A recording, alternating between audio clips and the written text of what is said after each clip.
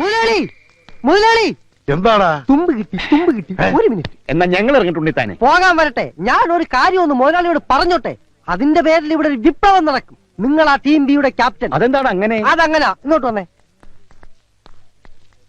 ഞാൻ ഒളിഞ്ഞു നോക്കി മുതലാളിയുടെ മോളുടെ സംഭവങ്ങളെല്ലാം കണ്ടു. പറഞ്ഞു തീരുന്നവരും പഠിച്ചതിനാ ഒളിച്ചു നോക്കിയത്. അതുകൊണ്ടല്ലേ പെണ്ണ് കല്യാണം വേണ്ടെന്ന് പറഞ്ഞതിന്റെ കാരണം പിടികിട്ടിയത്.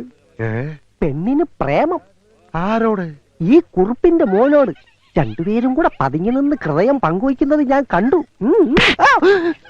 അനാവശ്യം പറയത്തോടാ. ഞാൻ കണ്ടത് അവർ കിന്നാനം പറയണത്. മിണ്ടിപ്പോകരുത്. ചെറുപ്പം മുതലേ ഒന്നിച്ച് കളിച്ചു വളർന്ന പിള്ളേരാ. അവര് മിണ്ടിന്നും പറഞ്ഞു നോക്കിയിരിക്കും. അതിന് പുതിയ വ്യാഖ്യാനങ്ങൾ കണ്ടുപിടിക്കാൻ ശ്രമിച്ചാൽ നിന്റെ പല്ല് മുഴുവൻ താഴെ കിടക്കും. പോടാ. എന്താണ് ഉണ്ണിത്താനെ പ്രശ്നം? എന്തിനാ അവനെ തല്ലിയത്? അത് അവന്റെ ഷെയറാ. അരമണിക്കൂർ ഇടവിട്ട് അവനത് കിട്ടണം. അവനെന്തിയേ? ഇനി ആരെങ്കിലും പ്രേമിക്കാനോ മറ്റേ പോയോ? എന്താണോ കൊച്ചുകുറുപ്പേ, വല്ല പെൺപിള്ളേരെ ലൈനടിക്കാൻ പോയതാണോ? സംശയം എന്റേതല്ല, നിന്റെ അച്ഛന്റെയാ. അച്ഛൻ പറഞ്ഞു ഒടുവിൽ ജോസഫ് പ്രവചനം ശരിയാവുന്ന എനിക്ക് തോന്നുന്നു.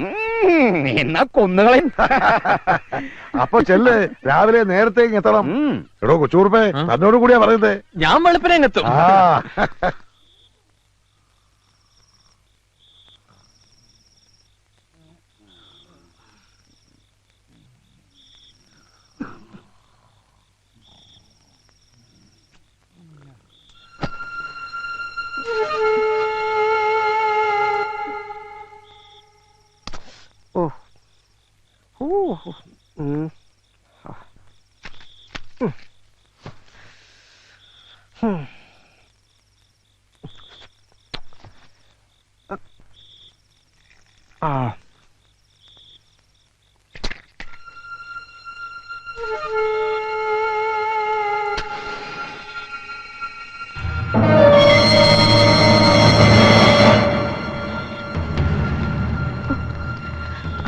പോകാം. അയ്യോ, എന്താ?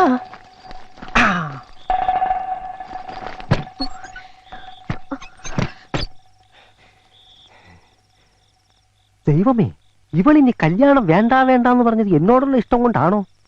അടിച്ചോണ്ട് പോയാലോ?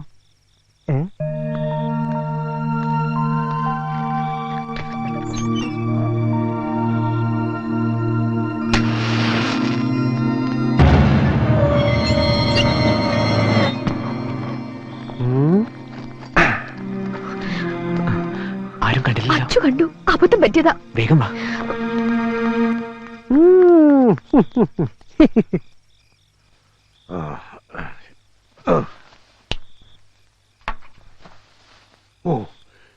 സാവിത്രി, മണി 5 കഴിഞ്ഞു. എഴുന്നേക്ക്. അമ്മായി സരസ്വനെ മുറി കണ്ടില്ലേ? അവളിത് എവിടെ പോവാനാ? എവിടെ പോയത് നോക്കിയേ.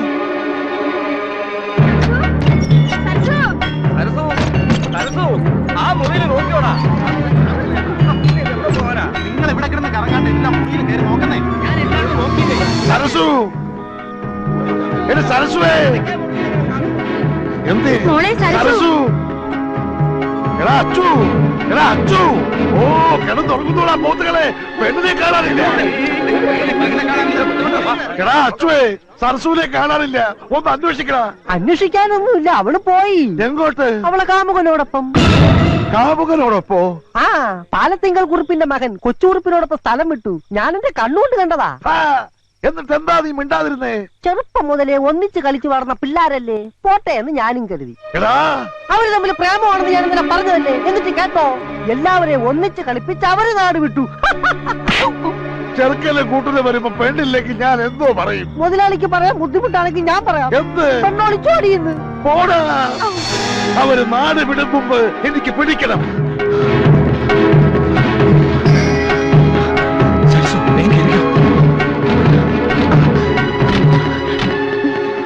വണ്ടി നേരെ റെയിൽവേ സ്റ്റേഷനിലേക്ക് വിട്ടോ.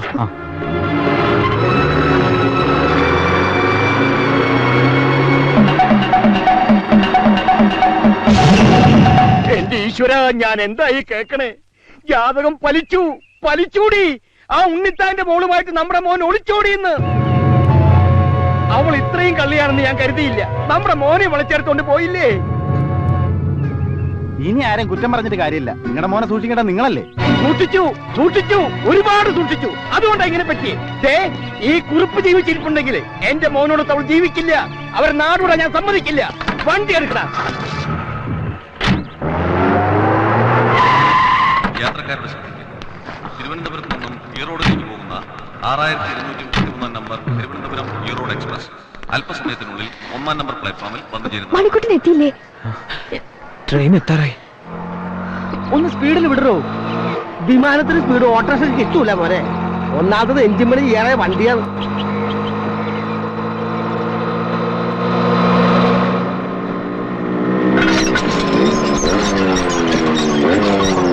അയ്യോ, ഗേറ്റ് അടച്ചു. ഇപ്പൊ വരുന്ന ട്രെയിൻ എനിക്ക് പോകേണ്ടതാ. ഞാനിപ്പോ എന്താ ചെയ്യാ? എന്തെങ്കിലും ചെയ്യടോ. സിനിമയിലെ പോലെ ആട്ടോ ജമ്പ് ചെയ്യിക്കട്ടെ? വേണ്ട, ഞാൻ ജമ്പ് ചെയ്തോളാം.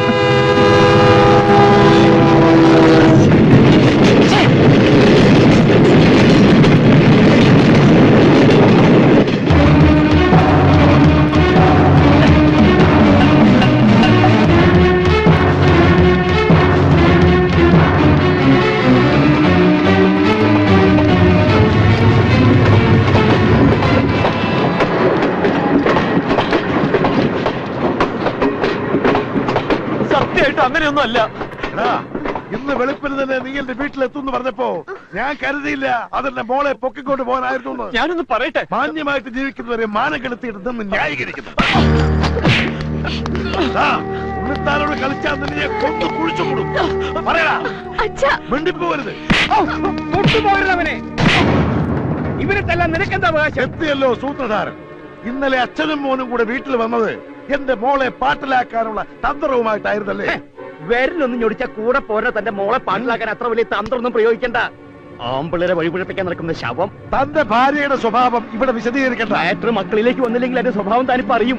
എടോ, ജനിപ്പിച്ചാൽ മാത്രം പോരാ, മക്കളെ വളർത്താനും പഠിക്കണം. താൻ മോളെ പഠിപ്പിച്ചത് ഒളിച്ചോട്ടായിരുന്നു. തന്തയില്ലാത്തവരെ പറയരുത്. തന്തയ്ക്ക് പറഞ്ഞാലുണ്ടല്ലോ. കല്യാണ പന്തലിൽ നിന്ന് എന്റെ മോളെ തട്ടിക്കൊണ്ടുപോയി ഇവന്റെ തന്തയ്ക്കും തന്തയുടെ തന്തയ്ക്കും ഞാൻ പറയും. താൻ എന്തോ ചെയ്യും. എടാ ഉണ്ണിത്താനെ, ഇനി തിരിച്ചു തല്ലാമെന്ന് സമയം കളയുന്നത് ശരീരത്തിന് നല്ലതല്ല. ബുദ്ധിയുണ്ടെങ്കിൽ മുഹൂർത്തം കഴിയുന്നതിന് മുമ്പ് ഇതിനെ വിളിച്ചുകൊണ്ട് പോയി നിശ്ചയിച്ച് ചെറുക്കന്റെ തലയിൽ വെച്ച് കെട്ട്. അല്ലെങ്കിൽ ഇനിയും മതിൽ ചാടും.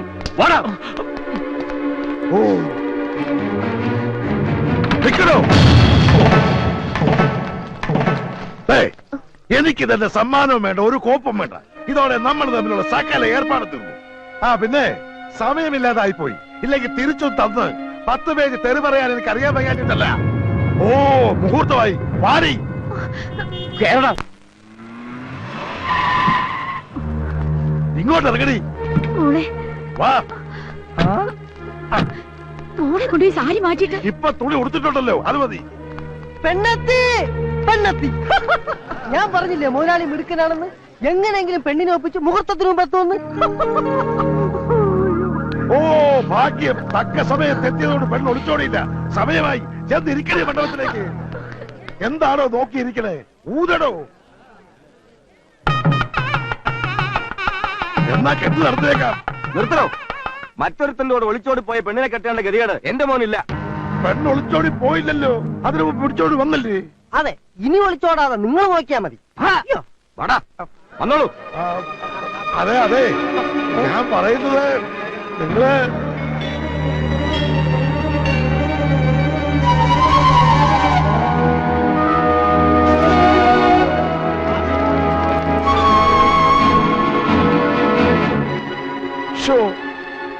ഉണ്ണിത്താനെ, താൻ കാണിച്ചത് വലിയ മണ്ടത്തരമായി പോയി. എന്റെ മോളെ കെട്ടാൻ പറഞ്ഞത് എന്താ മണ്ടത്തരം?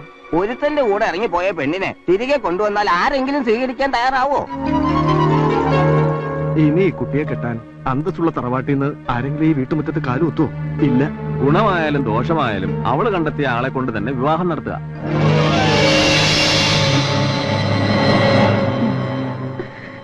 പാലത്തിങ്കൽ കുറിപ്പ് തറവാടിത്തത്തിൽ മുതലാളിയെക്കാളും ക്യാമനാ. ഇനി ഒന്നും ആലോചിക്കാനില്ല. ഈ മുഹൂർത്തത്തിൽ തന്നെ നടത്താൻ ശ്രമിക്കുക. എടുത്തുചാടി ഞങ്ങളയാളുടെ തന്തയ്ക്ക് വിളിക്കുകയും ചെയ്തു. സാരമില്ല, മറുപടി ഉടനെ കിട്ടിയായിരുന്നു. അപ്പൊ കരണം പൊത്തിയൊരെണ്ണം കിട്ടിയില്ലേ? അടിയ ചൂടെങ്ങനെ ഉണ്ടായിരുന്നു? ഇങ്ങനെ ഉണ്ടായിരുന്നു. നിന്ന് കരയാതെ വാടാ കുറുപ്പിന്റെ വീട്ടിലേക്ക്. അച്ഛാ, മോള് വിഷമിക്കാണ്ടിരി, ഞങ്ങളൊന്ന് പോയി സംസാരിക്കട്ടെ.